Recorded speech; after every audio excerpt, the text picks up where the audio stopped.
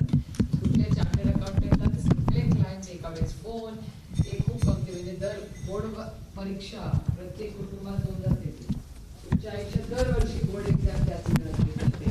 त्यामुळे सगळे chartered accountant pressure, आणि अनेक वेळा त्यांचा संबंध असतो, त्यांचा संबंध नसतो, पण खूप गमती जमती होत असतात. आणि मला आज तुम्ही सगळे बोलत असताना एका गोष्टीची, म्हणजे finance is not my core subject, पण एक गोष्ट प्रशासनात काम करत असताना, पार्लमेंटमध्ये काम करत असताना, finally the buck stops at finance.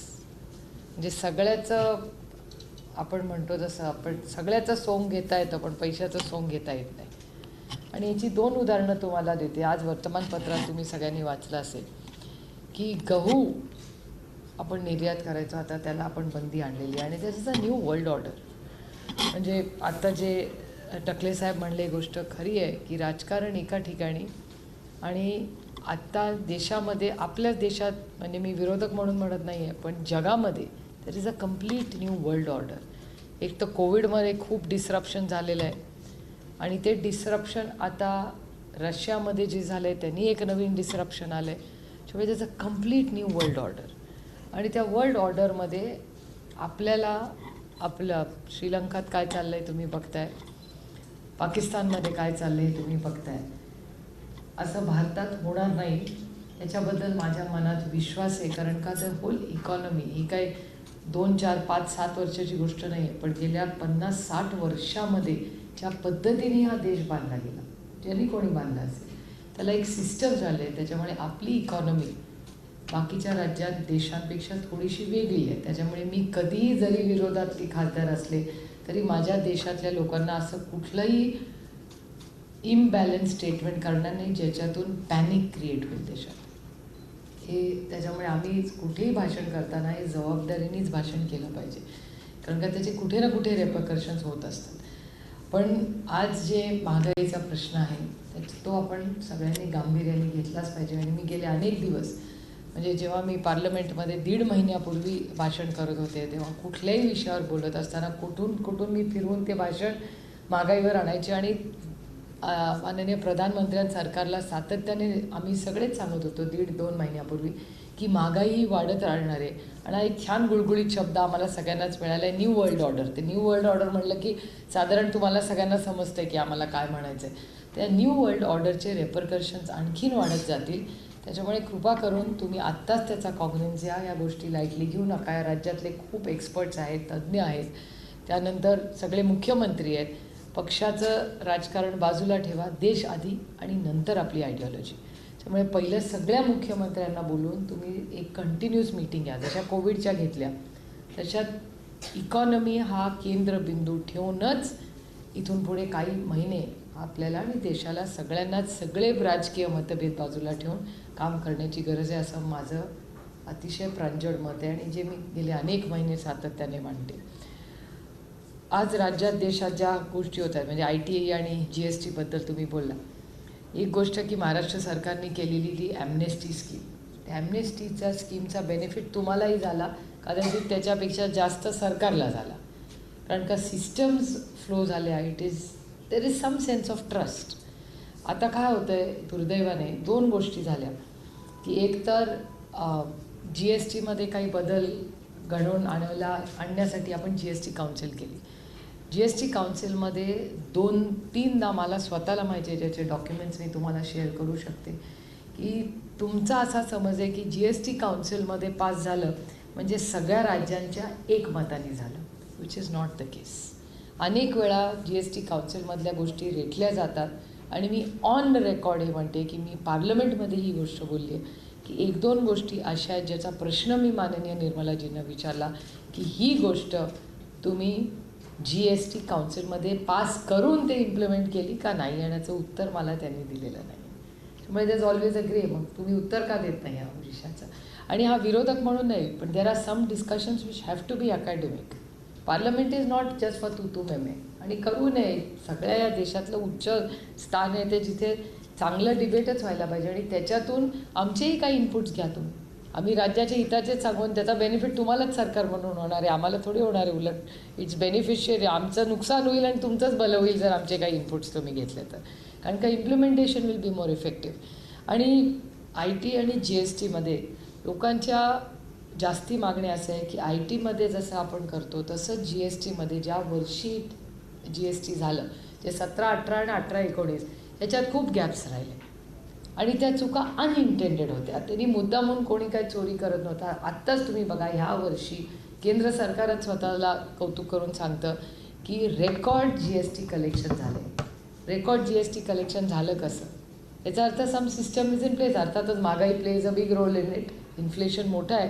पण थोड्या वेळेसाठी आपण तो विषय बाजूला ठेवून एक अकॅडमिक चर्चा करूया की ठीक आहे, ॲट फेस व्हॅल्यू घेऊया की रेकॉर्ड GST कलेक्शन झाले. जर रेकॉर्ड GST कलेक्शन झालेलं आहे याचा earth system is working. System working, मग जो आज भरायला तयार आहे तो काल परवा का भरायला तयार नव्हता?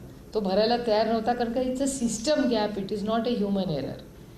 तेव्हा लोकांना डाउनलोड करून वेळेत भरता येईल कसं माहिती नव्हतं. रेंजचे काही काही इश्यूज जे आजही असतात तसे असतात. त्यामुळे तो टेक्नॉलॉजी ड्रिव्हन इश्यू होता, तो कोणी चोरी करत नव्हतं. त्याच्यामुळे मला असं वाटतं केंद्र सरकारने याचा अतिशय गांभीर्याने विचार करावा आणि जशी ॲम्नेस्टी स्कीम वगैरे महाराष्ट्र सरकारने काढली आहे तशीच केंद्र सरकारने देशासाठी एक ॲम्नेस्टी स्कीम काढावी आणि 17, 18 आणि 18, 19साठी स्पेसिफिकली 2च वर्षासाठी. हे माझं मत आहे, तुमचं काही वेगळं असेल तर तुम्ही जरूर शिकवू शकता. पण माझं वैयक्तिक मत असं आहे की 2 वर्षासाठी. रोज चुका तुम्ही करायला लागला तर that cannot be accepted. System has to work and we have to be accountable to a system. किंवा फेसलेस टॅक्सेशन जेव्हा मांडलं, I was the happiest person. तर मला वाटलं कोणीतरी फेसलेस करेल म्हणजे त्याच्यात काय माझं तुझं सेटिंगच येणार नाही. पण there is a economic theory call the law of unintended consequences. तुमच्यापैकी कोणी वाचली आहे का नाही, मला खरं ती गंमत म्हणून सांगते की मी ती पॉलिटिकली परवा माझ्या लक्षात आली. Law of unintended consequences. मी आता त्याच्यात तुमचा वेळ घेणार नाही, पण व्हॉट इज दिस थिअरी की आपण करायला एक जातो आणि होतं साईड इफेक्ट्स दुसरे. म्हणजे अगदी छोटंसं उदाहरण तुम्हाला कम्पेअर दिलं. I don't want to digress from the main subject because is a very serious subject. पण छोटंसं तुम्हाला उदाहरण देऊन I will come back again to what is the law of unintended consequences. आणि माझ्यासारख्या लोकांसाठी जास्ती महत्त्वाचे आहेत because we are legislators. My job is legislation. तुम्हाला जे सत्ताचा बागुलबुवा करून ठेवला आहे ना, ती सत्ता नाही आहे. It is an opportunity to make legislation. आपण त्याला इतकं चुकीच्या आता पोझिशनमध्ये जाऊन ते प्रतिष्ठा, सत्ता असे शब्द जे आपण वापरतो ना, that's not what politics is about. Politics is about making good legislation to implement and improve people's lifes. That's what I am a legislator. त्याच्यामुळे मला असं वाटतं तुम्ही जसे चार्टर्ड अकाउंटंट आहात तशी I am a legislator. We are absolutely on the same level. पण आत्ता हे सगळं सत्ता आणि त्याच्या मागचा जो ग्लॅमर आहे, त्याच्या मागचं जे काही धोरण आहे, इट्स ॲक्च्युली डिसिल्युशन. म्हणजे I feel disillusioned with it. किंवा एखादं इलेक्शन असेल तर सगळ्या चॅनलवर ते ह्यांची प्रतिष्ठा, आज इलेक्शन, माझी प्रतिष्ठा इतकी लहान किंवा जास्त नाही आहे की एक इलेक्शन ठरवेल, समाज माझी प्रतिष्ठा ठरवेल. एक इलेक्शन नाही माझी ठरवू शकत. आणि प्रतिष्ठा ही काही तुमच्या सक्सेस नाही. म्हणजे मला 99% मार्क म्हणले माझी प्रतिष्ठा वाढली, तशाने प्रतिष्ठा वाढत नाही. हो, मला असं वाटतं हा कल्चरल शिफ्ट जो आज होतो आहे त्याच्याबद्दल आपण एक समाज म्हणून विचार केला पाहिजे. म्हणजे ज्याचा उल्लेख टकले साहेबांनी केला की कुणाच्याही घरात प्रतिष्ठा खरंच कशाने वाढते तर ती शिक्षणाने जरूर वाढते. तुमचा मुलगा किंवा मुलगी चार्टर्ड अकाउंटंट होतं ना, तुमची प्रतिष्ठा वाढते. कारण का आम्हाला जेव्हा कोणीतरी सांगतं ना, हो आमचा मुलगा चार्टर्ड अकाउंटंट, म्हटले अरे बापरे, म्हणजे हुशार दिसतोय. मग आम्ही काय फार भानगडी पडत नाही त्यांच्या, कारण का it is already establish that you are superior than us. Superiority ही बुद्धिमत्तेतून आली पाहिजे, ती बाकीच्या चुकीच्या गोष्टी नाही. आज चुकीच्या गोष्टींना आपण एक समाज म्हणून प्राधान्य द्या आणि त्यांना माध्यमातून नावं ठेवण्याला काही पॉईंट नाही आहे. कारण का market place decides. The market rejects it, they will be forced not to show it. त्याच्यामुळे TRPचं हे जे बाऊ आपण सगळे करतो ना, TRPसाठी दाखवता, त्या दिवशी आपण ॲक्सेप्ट करणार नाही, त्या दिवशी लोक बघणं बंद करतील, दाखवणं बंद करतील. कारण का ते असं म्हणतात की लोकांची इच्छा आहे. कारण का market decides what it is. आता मार्केट, मगाचं मार्केटचं उदाहरण मी तुम्हाला देते. मिसळ, मी आल्यापासून सगळे म्हणतात तुम्ही नाशिकमध्ये आला, मिसळ नाही खाली. तुम्ही आज ऑलमोस्ट फिलिंग सो गिल्टी की म्हणलं चल दे बाबा तुम्ही खाते, नाही तर मला लोकांना वाटेल. पण it's a fact. It is it is what market is decide. Market is established it की ह्या राज्यामध्ये किंवा देशामध्ये सगळ्यात चांगली मिसळ कुठे मिळते, तर ती नाशिकला मिळते. It is establish. त्याच्यातून अजून काय काय मार्केटिंग गिमिक्स चालले. मध्ये मी कुठेतरी फेसबुक का इंस्टाग्रामवर पाहिलं, काहीतरी शाही मिसळ का काहीतरी आहे का, आणि त्याच्यात कोणतरी एक मोठा काहीतरी एक साफा बिफा घालून एक माणूस काहीतरी एकदम फॅन्सी टाईप मिसळीचा थाळी बिळी आणतो. असते तेवढीच मिसळ, पण it's a marketing gimmick which is wonderful. We should encourage such things. म्हणजे इट इज सो वंडरफुल. आता ते इंस्टाग्रामवर त्याची एवढी, आता माझ्या पण लक्षात राहिलं बघा, रोज बाकी सगळं खातो पण त्या सगळ्यात ती शाही मिसळ राहिली माझ्या डोक्यात. It was a marketing gimmick. And Nashik has so beautifully packaged misal की it is become an aspirational food. माझ्या लोकसभा मतदारसंघात तुमच्याकडे तो ब्रँड आहे का नाही, काय बरं त्या ब्रँडचं नाव, कुठल्या तरी मिसळचाच ब्रँड आहे, काहीतरी त्यांनी नाव दिलं आहे मोठं ते सगळे. आणि ते मकडॉनल्ड जसं असतं ना, तर मकडॉनल्डसारखं ती मिसळ असते. आपण जातो तिथे बसतं आणि व्हेरी ब्युटिफुल प्रेझेंटेशन. ती मिसळ येते, त्याचा बरोबर कोथिंबीर व्यवस्थित वाढवून, म्हणजे it is so beautifully package की मकडॉनल्ड्समध्ये जात आहे का मिसळच्या आणि खूप यंगस्टर्स होते त्याची. मी त्याचं एक फेसबुक लाईव्ह पण केलं, मला आता आठवत नाही आहे त्याचा ब्रँड, पण तो सगळीकडे माझ्या लोकसभा मतदारसंघात मी बघत असते. अरे हा ब्रँड दिसतो, तो ब्रँड दिसतोय. सो म्हणजे तो चहाचं एक मोठं ब्रँडिंग झालं. आणि काय काय नाव, खासदार चहा, आमदार चहा, काही नावं देतात. It is so funny. It was really funny. But I guess it works. I mean म्हणून मार्केट हॅज टू डिसाईड. आणि ते चहाचं पण आत गेलं की तुम्ही दुकान पाहिलं असेल, तिथे एक स्पंज असतो which sucks up all the wetness. मग ते देतात तो चहा वगैरे, आणि तिथे तो माणूस टोपी राहिला. It's perfectly all right as long as it sells. तसंच तुम्ही मिसळचं केलं म्हणजे मकडॉनल्ड्सचं मॉडेल मिसळमध्ये होऊ शकतं. हा केवढा मोठा बदल आपण घडवलेला आहे. त्यामुळे it is innovation is something we must, and trust is something we must build from both sides. त्यामुळे जेव्हा भाषण झालं आणि सांगितलं की एक फेसलेस असेल, मला खूप आधार वाटला तेव्हा की इट इज गुड. या कोणी कोणाला म्हणजे सेटिंग नको, हे नको, ते नको. पण सगळ्यात मोठा फेसलेसचा प्रॉब्लेम असा झालेला आहे, जो चार्टर्ड अकाउंटंट करून मलाच कळतो, आणि जास्ती कॉपरेटिव्ह सेक्टरला त्याचा सगळ्यात जास्त त्रास होतो की कॉपरेटिव्हचे नियम कायदे हे आपल्या भागात म्हणजे कर्नाटका, गुजरात आणि महाराष्ट्रात जास्ती इफेक्टिव्हली लोक काम करतात. आणि हे करत असताना कुठला तरी बाहेरच्या राज्यातला एखादा माणूस, त्याला खरंच म्हणजे not that he is ill informed, he is not aware because that system is doesn't exist. म्हणजे आता तुम्ही मेघालयाला म्हटलं मिसळ खा, त्याला कसं कळणार मिसळ काय. He is never eaten it. किंवा तिथला एखादा पदार्थ आपल्याला सांगितला तर we have not eaten it. त्याच्यात काही त्याची चूक आहे असं नाही, किंवा काहीतरी सरकारच्या मनात वाईटच आहे असं मी अजिबात म्हणणार नाही. पण या फेसलेसमध्ये प्रॉब्लेम असा होता की कॉपरेटिव्हचे नियम कायदे त्यांना माहिती नसल्यामुळे तुम्ही ना ब्लॅकमध्ये बसता ना व्हाईटमध्ये बसता, तुम्ही कुठेतरी मध्ये बसता. आणि मग तुम्हाला नोटिसेस येतात. नोटिसेस ती बिचारी कॉपरेटिव्हवाले मग तुमच्याकडे धावत येतात. तुमच्याकडे एवढं काम असतं, मग तुम्ही म्हणता तसं तुम्हाला पुण्याला धावत जायला लागतं. त्याच्यात तुमचा वेळ जातो आणि मग ते वेळेत होत नाही. मग ते चॅलेंज होतं, मग हिअरिंग होते, त्याला पैसे भरायला लागतं. इथं विशियस सर्कल आणि अननेसेसरी पेपरवर्क. त्याच्यात कुठलीच गोष्ट इगल नाही. And everybody is right. तुम्ही तुमच्या जागेवर योग्य आहात, सरकारचे आहे आणि intent may be very good. This law of unintended consequences is exactly that, की the intent of the government may be very good, पण the consequences is something else. म्हणजे ऑन अ लाईटर नोट मी तुम्हाला सांगते, भोंगा is exactly law of unintended consequence. It's a fact no. करायला एक गेले झालं भलतंच, दम कुणाला तरी दिला आणि निघाला शिर्डीचा भोंगा खाली पहिला. It is completely a law of unintended consequence. The intention may have been, I am not getting into the merits whether it is right or wrong.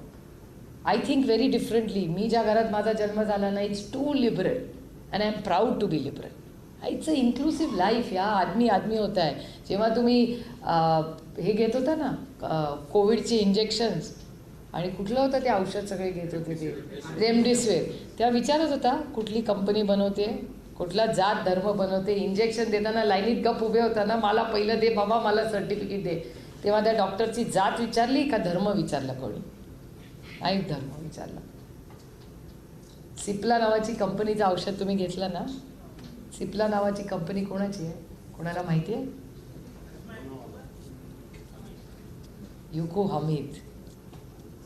UCO Hamid Marathi आहे ना. महाराष्ट्रातला माणूस आहे, त्याला सार्थ अभिमान आहे. माझ्या लोकसभा मतदारसंघात तेव्हा तुम्ही सिप्लाची जात बघितली का कोणी? ते औषध बघितलं, माणुसकी बघितली. कुठल्याही डॉक्टरकडे जेव्हा जेव्हा जाता तर जात विचारता का की तू मराठी आहे का, गुजराती आहे का, सिंधी आहे का, पंजाबी आहे का, मुसलमान? नेव्हर. त्यामुळे आता जे म्हणजे मला विचाराल तर मी तर तसा विचार करूच शकत नाही एकतर. आणि जर होत असेल तर त्याला लॉजिकनी खोडणंही आपली. I can't be a bystander to what is happening round.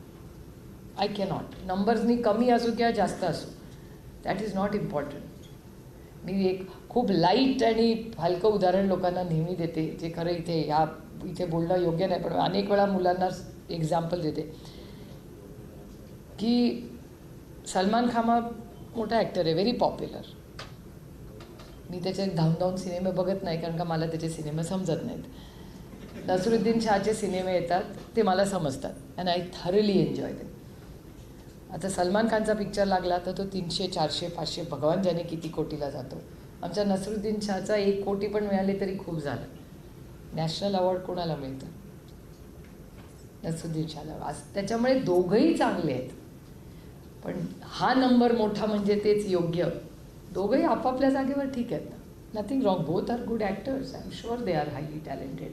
पण my choice is Naseeruddin Shah, because I genuinely find him very deep and very interesting. हा माझा चॉईस आहे. तुम्हाला सलमान खान आवडत असेल, there is place, market has to decide. मग मार्केटला जर सलमान खान आवडत असेल तर वंडरफुल, नथिंग रॉंग. पण Naseeruddin Shah cannot be ignored ना. त्याच्यामुळे जो नंबरनी कमी आहे म्हणजे तो ढ आहे असं समजण्याची काही गरज नाही आहे.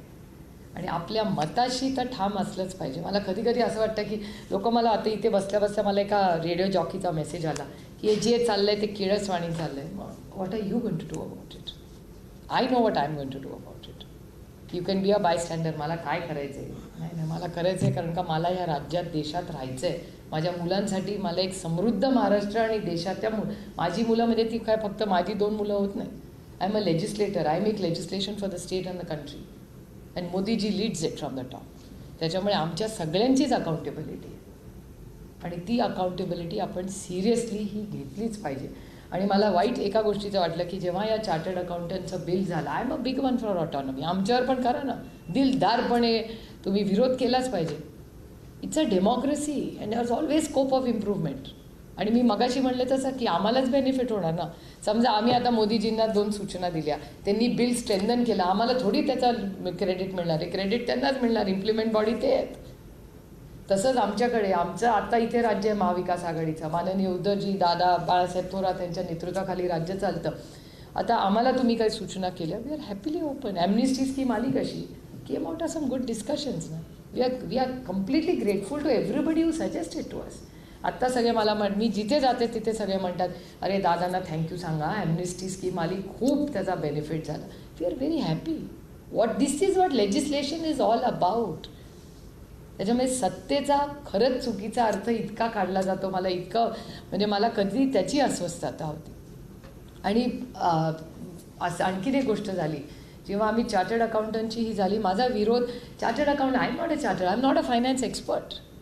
पण कुठलीही संस्था, एक गोष्ट आपण सगळ्यांनी लक्षात घेतली पाहिजे. बरेच जे लोक आहेत जे चार्टर्ड अकाउंटंट नाही आहेत, तुमच्यासाठी मी सांगते की चार्टर्ड अकाउंटंट जे आहे त्यांची परीक्षा, त्यांची इन्स्टिट्यूट, त्यांचं जे काही इन्फ्रास्ट्रक्चर आहे त्याच्यात सरकार एकही पैसा, कुठलंही सरकार देत नाही. हे सगळं उभं केलं ना त्यांनी स्वतःच्या पैशावर उभं केलं. त्याच्यामुळे आणि देशामध्ये कुणाच्या घरी जात नाहीत ते, त्यांचं एक युनिट आहे, त्यांचं एक जग आहे. I call it a bubble. आता एक नवीन शब्द आला आहे की वी आर द होल IPLची टीम बबलमध्ये कशी असते तसे हे सगळे लोक बबलमध्ये राहतात. त्यांचं एक जग आहे, ते कमवतात, त्यांची संस्था चालवतात, ते they have to run it independently. Governments cannot interfere in every. सगळीकडे गव्हर्नमेंटचं काय काम, चूक केली तर गव्हर्नमेंट मस्ट पनिश यू, पण त्याला काहीतरी कारण असलं पाहिजे ना. Interference is not government job, independence is government. Faceless तुम्ही देताय ना टॅक्सपेअर, मग इथे कशाला तुम्हाला लोक पाहिजे.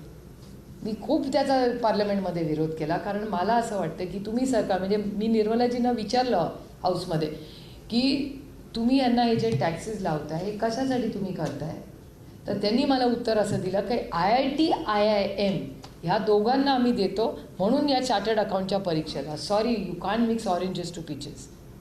IIT IIMला केंद्र सरकारची ग्रांट आहे, जी चार्टर्ड अकाउंटंटच्या कुठल्याही संस्थेला कुठलीही सरकारी ग्रांट नाही. तुम्हाला इंटरफिअरचा कधी म्हणजे कसं आहे की आपण प्रायव्हेट शाळा, आता येताना मला कोणीतरी मोठी शाळा दाखवली, कुणाची, जैन नाही, अशोक कटारियांची शाळा. आता मला सांगा, how can we go and interfere? Maharashtra सरकारने म्हटलं अशोक कटारियाजी आता तुमच्या शाळेत आम्ही आमचे 2 लोक बसणार तुमच्या ॲडवायझरी बोर्डवर. Hello, that's wrong. त्यांनी त्यांच्या पैशांनी चालवली आहे, ते त्यांचं बोर्ड. ना सरकारचं बोर्ड आहे, ना जिल्हा परिषदची शाळा आहे, ना महाराष्ट्र सरकारकडून एड घेतात. We cannot. It's an independent school. ती त्यांची स्वायत्तता आपण ती, it has to be sacrosanct. You cannot interfere in things.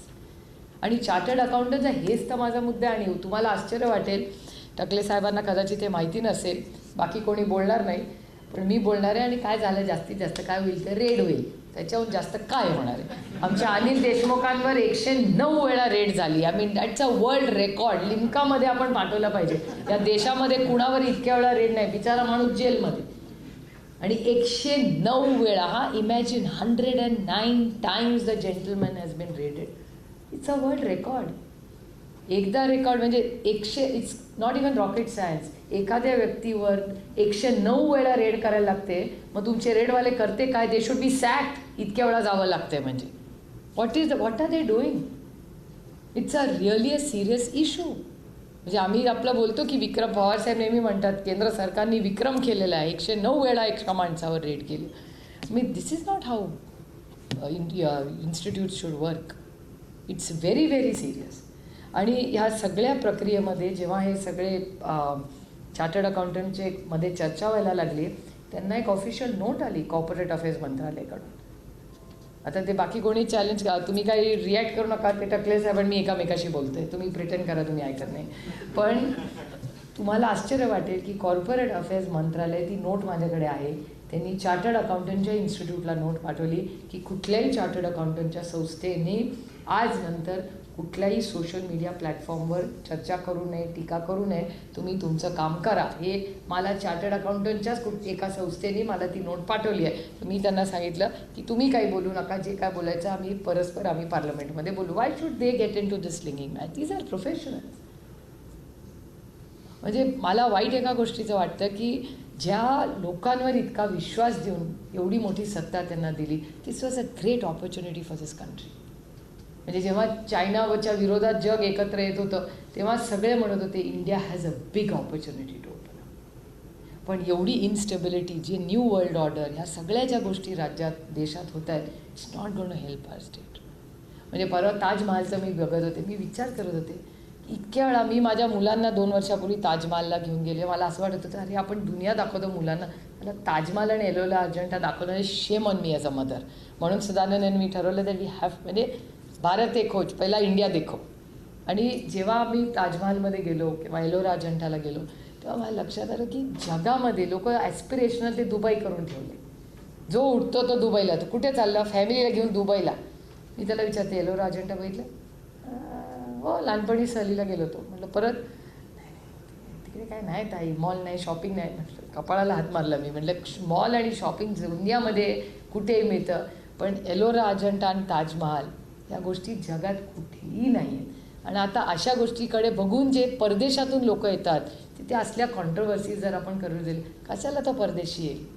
आणि परदेशी येण्यासाठी आग्रह एवढा आहे because he churns the economy. तो येतो, 4 दिवस हॉटेलमध्ये राहतो, गाडी घेतो, 4 रेस्टॉरंटमध्ये तो व्यक्ती जातो. म्हणजे हॉटेल, गाडी, खाणं, टुरिस्ट गाईड, शॉपिंग, केवढा मोठा इम्पॅक्ट 1 टुरिस्ट क्रिएट्स. म्हणजे तुम्हाला आश्चर्य वाटेल, काल मला एक धक्कादायक गोष्टी कळली. काल मी पुरंदरला होते. छत्रपतींचा काल जन्मदिवस असतो, त्याच्यासाठी आम्ही संभाजी महाराजांच्या कार्यक्रमासाठी मी पुरंदरला गेले होते. तिथे एक काही लोकांचा सत्कार होता. I was actually shocked. म्हणजे आता एवढे चॅनलवाले तरी मी बोलते बाहेर हिंमत करून, पण कारण का त्याची कुर्शाची कधी ब्रेकिंग न्यूज बातमी होईल, it is again law of unintended consequences. त्यामुळे हा शब्द ज्या व्यक्तीने मला सांगितला ना, त्याला मी साष्टांग नमस्कार घालणार आहे. कारण का त्या दिवशी मी त्या भोंग्यांचं त्याला सांगत होते आणि this is economics. I said how. So this is law of unintended. करायला एक गेला आणि झालं दुसरं. This happens all the time in business and all.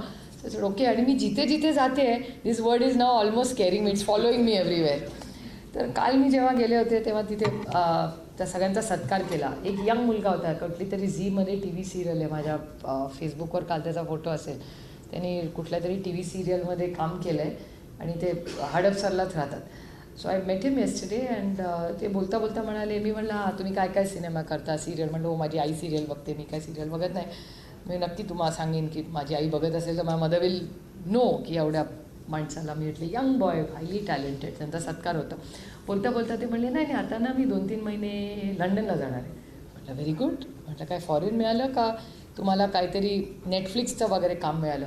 म्हणजे नेटफ्लिक्स नाही, मी का झी का अशाच कलर प्लस का कशासाठी चाललं आहे. म्हणलं तुमचं शूटिंग लंडनला आहे. वा मोठ्या बजेटची फिल्म असेल, फॉरेन कोलॅबरेशन का. ते म्हणले नाही नाही सगळे इंडियनच आहे. म्हटलं मग लंडनला कशाला जात आहे. ते म्हणले नाही लंडनला ताई काय केलं आता 3 महिन्यासाठी 5 फिल्म्स बनवण्याचं कॉन्ट्रॅक्ट मिळालेलं आहे आणि लंडननी त्यांना पैसे दिलेत किंवा टॅक्स त्यांचा कमी केला आहे काहीतरी 75%. तिथलं टुरिझम वाढवण्यासाठी. म्हणजे मराठी फिल्म्स आज आधी कसं Aurangabad, Kolhapur, at the most Rajasthan, केरळला शूटिंग करायला, आता लंडनला चालले. ते 3 महिने लंडनला राहणार, 5 फिल्म्स तिथे होणार. कारण का त्यांना एवढं टॅक्स बेनिफिट दिलेलं आहे टुरिझम वाढवण्यासाठी. Can you believe it. हे काल मला बाय डिफॉल्ट गप्पा मारताना कळलेली गोष्ट. म्हणजे जितक्या जास्त लोकांना आपण भेटतो आणि ऐकतो त्याचा बेनिफिट आपल्याला आपल्या काम करताना होतो. I was appalled and shocked. म्हणजे मी कालच ठरवलं. म्हटलं मी काल रात्री उशीर झाला खरं मला यायला. म्हटलं मी दादाला लगेच सांगणार आहे की हे म्हणजे एखादा देश जर हे करत असेल तर हा रेव्हेन्यू आपलाच आहे ना, आपल्या देशाचा आहे. राज्याचा तर आहेच पण देशाचा, राज्याचा. आणि जर महाराष्ट्रातले जात असतील तर कुठले तमिळ म्हणजे टॉलिवूड इकडचे तिकडचे सगळेच लोक जात असतील ना परदेशात शूटिंगला. हे मला एक कळलेलं आहे इन्स्टंट. मग काय package. Imagine London is promoting. म्हणजे मराठी फिल्म आता कुठेतरी चांगली एडिब्रा वगैरे. Which is very I am very happy for the industry पण not at the cost of my state. माझ्या राज्यात जर नुकसान होणार असेल कुठल्या तरी टॅक्स बेनिफिटमुळे म्हणून मला लोक बाहेर जायला नको आहेत. एक ऑप्शन म्हणून ठीक आहे सेटिंग करायला. त्याच्यामुळे या सगळ्या गोष्टी, या सगळ्या पॉलिसीजचा खूप व्यापक विचार करणं गरजेचं आहे. आणि चार्टर्ड अकाउंटंटचे जे काही विषय असतील ते तुम्ही मला अनॉनिमसली पाठवा, फेसलेसली.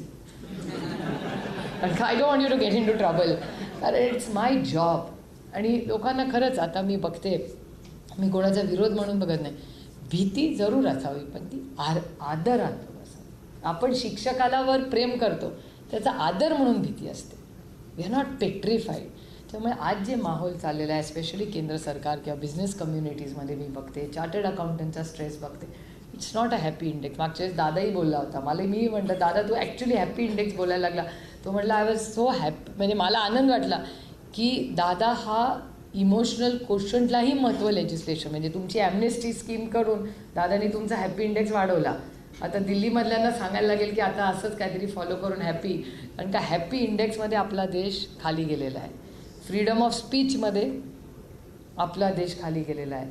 मॅलन्यूट्रिशन आणि फूडमध्ये आपला देश खाली गेलेला आहे. आणि मागच्या आठवड्यात तुम्ही सगळे वर्तमानपत्र लोकसत्ता वाचता का नाही पण Ajit Ranade is one of the finest economist in this country एक अतिशय अप्रतिम लेख मागच्या शनिवारी का रविवारी लिहिला आहे. आणि त्याच्यात अजितनी असं कोट केलं आहे की अजित रानडे असं म्हणतात की ज्या पद्धतीने इलेक्शनमध्ये आणि आम्हालाच उद्देशून आहे and we need to introspect this as legislators की सगळ्यांनी तुमच्या ज्या स्कीम्स ज्या आहेत त्या प्रत्येक राज्य जेव्हा इलेक्शनला जातं हे मोफत देऊ ते मोफत देऊ, ज्या सोशल सेक्टरच्या ज्या स्कीम्स आहेत ह्याच्यात पैसे वाढवतो आहे. आणि आम्ही म्हणतो आहे की या देशात गरिबी कमी होते. देशात जर गरिबी कमी होत असेल तर सोशल सेक्टरच्या स्कीम्स ही श्रिंक झाल्या पाहिजेत, एक्सपॅन्ड नाही होता. त्यामुळे it's normal, it's common sense. त्याच्यामुळे दिस इज समथिंग व्हेरी इंटरेस्टिंग. आणि त्यांनी जेव्हा हे सगळं लिहिलं तेव्हा मी अजितला ॲक्च्युली फोन करून सांगितलं की प्लीज आम्हाला ह्याची माहिती अजून द्यायचं. He is looking at is an economist. It's a neutral opinion. ही काय कुठल्या सरकारवर टीका नाही आहे.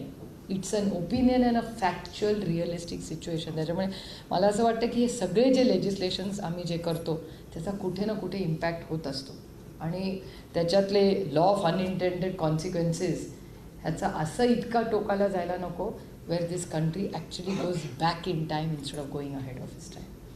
त्यामुळे आपण सगळ्यांनी एक समाज म्हणून त्याचा विचार केला पाहिजे आणि सगळ्या ज्या संस्था आहेत त्या इंडिपेंडंटच राहिल्या पाहिजेत हे माझं वैयक्तिक मत आहे. आणि ही सुरुवात आहे. चार्टर्ड अकाउंटंटच्या विरोधात I no idea about accountants, पण I stood only in parliament because I really felt that this is a beginning of a larger issue. आज चार्टर्ड अकाउंटंट्स काय फार मोठे नाही आहेत, तुमचं रेप्रेझेंटेशन पण आहे त्या सरकारमध्ये, पण nobody spoke up. You have to speak up for a cause. सत्ता येते जाते हो, पण you cannot berry your head down and say की ठीक आहे आता I can't help it, my job is more important than legislation impact. Not at all. That is not good leadership. आणि लिडरशिप ही काय फक्त सत्तेतून येत नाही किंवा पक्षातून येत नाही. हा, एव्हरीबडी इज अ लीडर. तुम्ही तुमचा लीडर इथे बसलाय, Sohail Shah, he is your leader of he has to lead from the front. If it's a democratic country which has to be fair and just, has to run by a constitution, not by bullies anymore. आणि आज जरी नंबरमध्ये कमी होऊ, पुढे होईल काय माहिती नाही, पण जेव्हापर्यंत आहोत तेव्हापर्यंत आम्ही खऱ्यासाठी लढू. It is not an ideological fight, it is a fight for my country. This is what I want to bring to thank you. ABP Majha, उघडा डोळे बघा नीट.